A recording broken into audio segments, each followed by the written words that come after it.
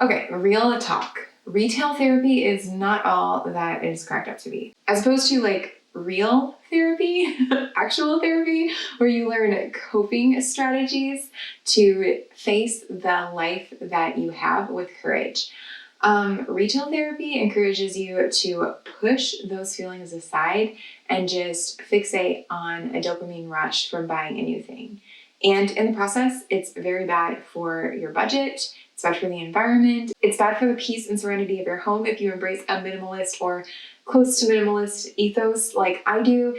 And a lot of times these cheap products that we impulse buy when we are on our retail therapy binges, they're made by slave labor or underpaid workers. There has to be a better way. Now, I will be the first to admit that I love buying new things. I have been on a lot of retail therapy binges myself. I actually have this sign that is hanging up in my living room to this day that I bought on a day that I was taking a mental health day from a very stressful work environment. And I remember that day clearly. I remember buying that. And it's a cute sign. It's a good sign. I like what it says. But by and large, most of the things that I buy when I'm not feeling like I'm at my best mentally are not things that I keep for a very long time. I mean, I guess it's not really a surprise. I'm not in a great mind space to think about the long-term effects of the things that I'm buying and to really assess my purchases. I'm too busy chasing a dopamine fix. So I end up wasting money and taking up space with things that I don't need to be owning in the first place, which are both things that I like to avoid because I like to have my money and my house used for things that I actually need and can enjoy. So something that I've been implementing since the beginning of this year is no buy weeks or no spend weeks. I knew that my spending was not where I wanted it to be. It felt out of control, even though I was still spending within my budget. It just felt like I always wanted more things and I was struggling really hard to be content. And I talked about this a little bit in my video on contentment, but I did want to just outline 6 major advantages that I've seen since implementing no buy weeks in my life. Number 1, I have more money. My husband and I have combined finances, but we each have like personal spending accounts that get replenished every single week with a set amount. And while my husband's usually has something left over in it at the end of the week, mine very, very often is pretty low. Like, I have like under $20 in my account. And while there's nothing wrong with the fact that I am spending money, I just felt like I could never buy anything that I really wanted because I was spending money on like $5 or $10 purchases instead of getting an occasional, maybe $40 or $50 purchase. And I know that that is kind of a lame thing. It's a very privileged way to look at it. But even though it wasn't causing me any real harm, it was still causing me stress to not have like an amount of money where I could just go to dinner with a friend at the last minute in that account. And so the first advantage of having a no buy week is that there's just money sitting in my account. And at least while I'm in the process of resetting my relationship with shopping and with consumption, that amount tends to stay there even when I'm no longer in the no buy week, which is amazing to me. Number 2, it quiets the noise. I am a creative person and one of my strengths is restorative. So if you're familiar with that, you know that that means that I am always looking around for things that I can improve. And that's fun for me. I enjoy it.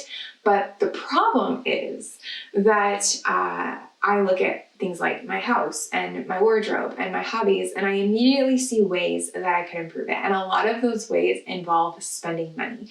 And so there's just always, like at any given time, if you were to just say go, I could probably rotate through those categories in my mind and just be like, well, I want this for the bathroom and this for my closet and this for this trip that we have coming up and this for my hobby and blah, blah, blah, blah, blah, blah, blah, blah, blah. And I could probably go on for like 5 minutes without stopping. I'm not even joking. There's just so many things going on in my head where I'm like, oh, that would be a really good idea to buy that and improve my life in that way. And again, like, I'm not anti-possessions. I think that there are a lot of times where it is really nice to have things to improve our lives. But I also know that a lot of times I get stuck in these like thought cycles. And first of all, there's no way I can buy every single thing I've ever thought about buying. I do not have the money for that. And second of all, A lot of times I will think something is a really, really good idea, and then like a year or two later, I just declutter it because I never use it in the way that I thought that I would. I just was really excited about it and tucked myself into it at the time. So just quieting the noise is really, really helpful because I don't have to live with that constant din of like, oh yeah, and remember you need to buy this, and remember you need to save money for this, and oh, I should check the price on this, and oh, this thing is on sale. Should I buy this now or do I need the money for something else? Like all of that is just quieted down, and that helps my anxiety and peace of mind like so much. So much. Okay, third is that I save time. I've been time tracking for the past couple of weeks, I guess week and a half at this point. And I'll probably do a video on that later. But one thing that I have discovered is that I did not realize how much time I spend engaged in online shopping or online shopping adjacent activities. It's a lot. We are in the middle of a digital detox right now, so I'm not doing as much mindless scrolling, but even though I've been trying to avoid online shopping as part of this digital detox, there have been times where I have needed to get something or check the price on something. And then I'm down the rabbit hole and oh my goodness, I spend a lot of time on it. And it's not that like I'm spending hours and hours. It's usually no more than like 30 to 45 minutes a day. But at the same time, that is like 30 to 45 minutes that I could be doing something else that actually would enrich my life way more than like comparing several different types of this item I don't even need on Amazon. Number 4, it brings clarity. This is one that I was sort of hoping would happen when I started my no buy weeks, and it does happen. Because I have just this constant din of things that I want to buy in the back of my mind. And that slowly quiets down over the course of the week. A thought of something to buy comes up and I just go, oh, not right now, later.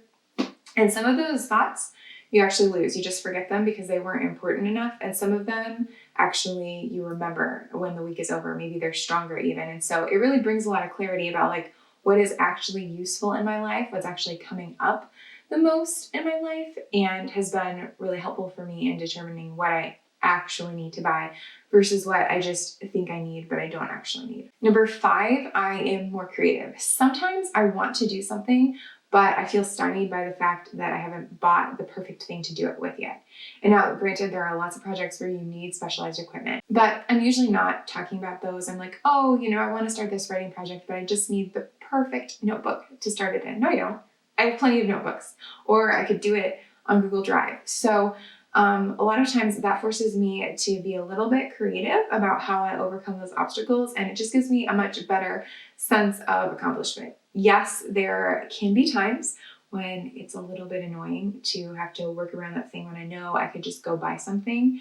But honestly, I get a lot of satisfaction from figuring that out, and the fact that it only lasts for like 1 week, I can do that. That's fine. If it was like my whole life, I would get tired of it. And then finally, number 6, I don't buy as much junk. Impulsive purchases, I feel like, are ones that bring me a lot of happiness in the moment, but then they're also the ones that I'm the most likely to regret and declutter later. I don't know if you can relate, but it seems like in my life I have this constant cycle of like buying something, getting very excited about it, using it for a little while, and then getting tired of it and decluttering it, only to replace it with something else that then follows that same cycle over and over and over again. And I feel like every time that I do one of these no-buy weeks, that cycle just gets a little bit less powerful. And now, I don't think that it's ever going to go away completely, because I think that that is just sort of how it is when we own objects, like especially clothes, right? Like, you buy some clothes, you're really excited about them, you wear them for a year or two, you get kind of tired of them, you donate them, you repeat. But at the same time, that cycle is kind of exhausting. I don't like to have to be constantly decluttering my space in order to keep it like nice. I want to be able to tone that down a little bit, and having the no-buy weeks definitely does that, because I'm missing out on a week of purchases that I would have probably made otherwise.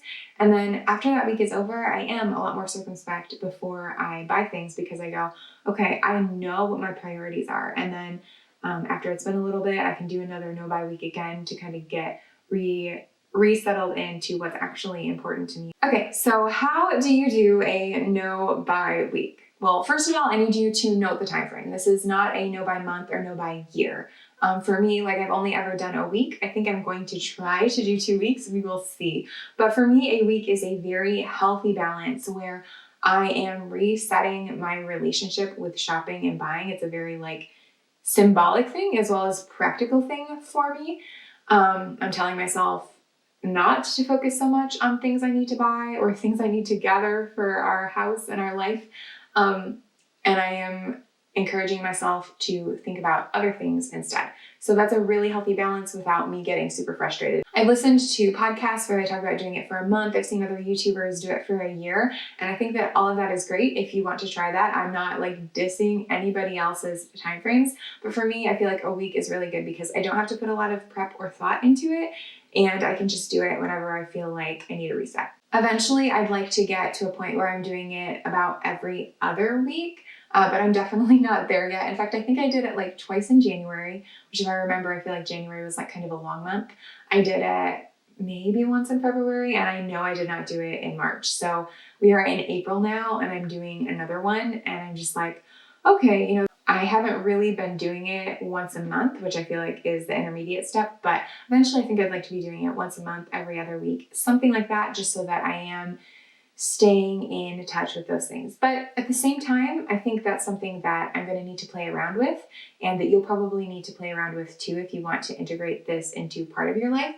Because I think that if I did it every other week all the time, there may be that phenomenon like when you're dieting and then you have a cheat day and you just like binge.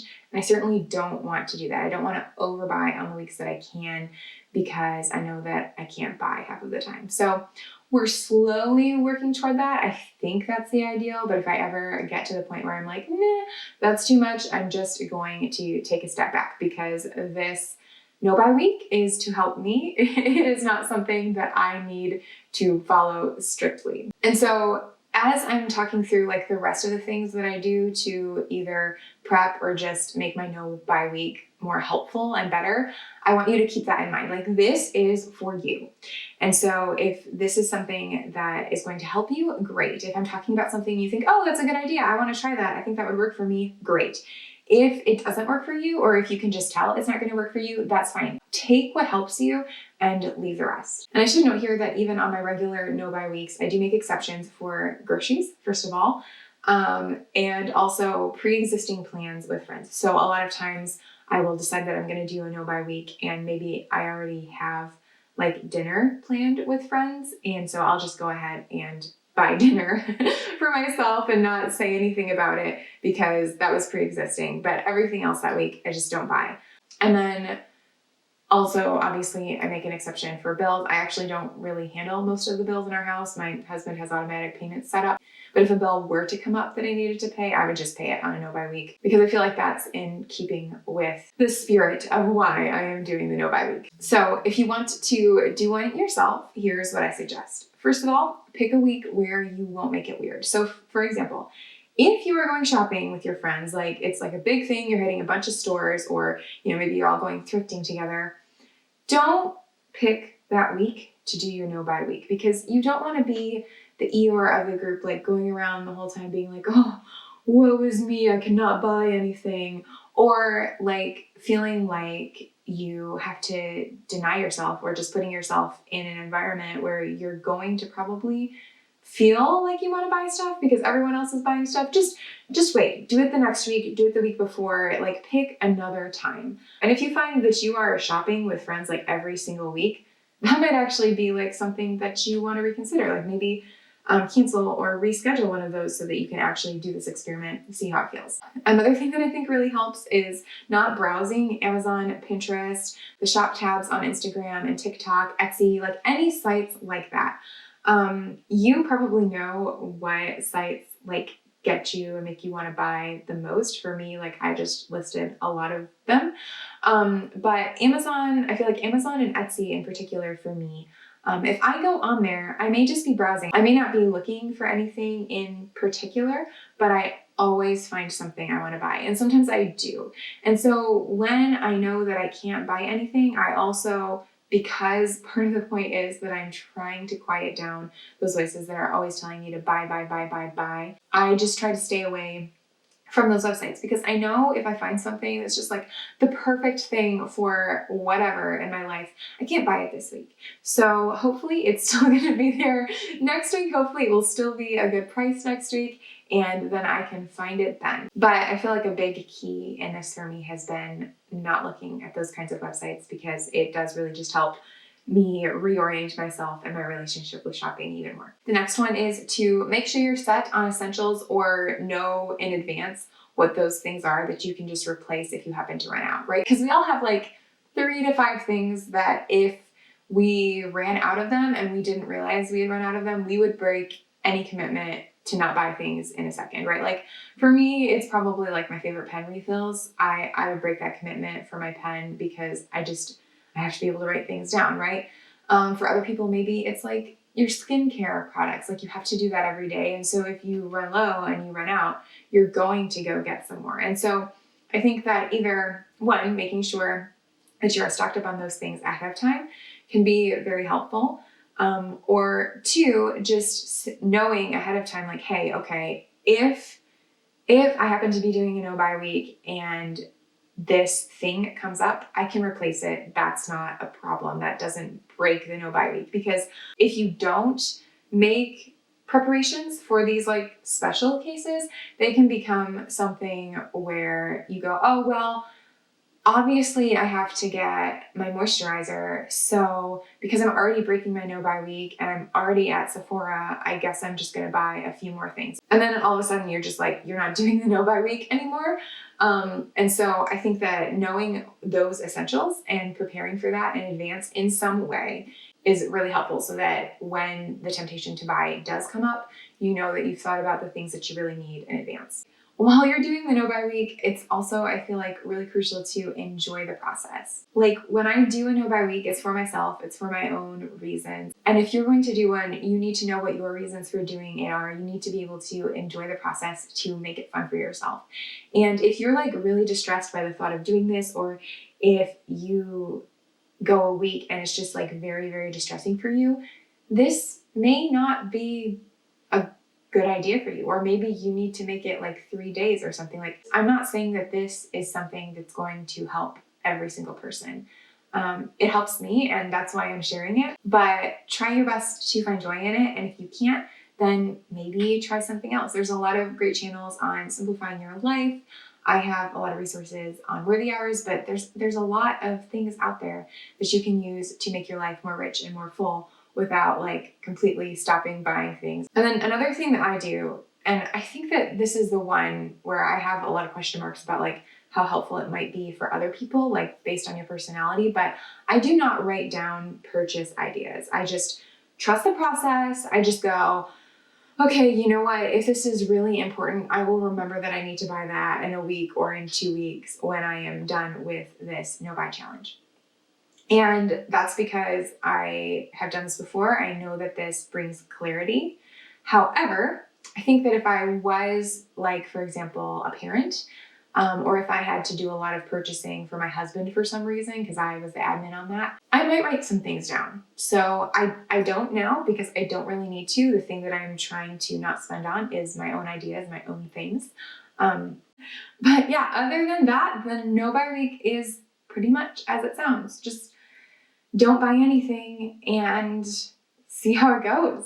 And if you do a no buy week, I would love to hear about your experience in the comments. So please leave that below. If you like this video, I think you might also enjoy my declutter with me video. So I'll put that somewhere on the screen. And as always, thank you so much for watching, and I will see you in the next video.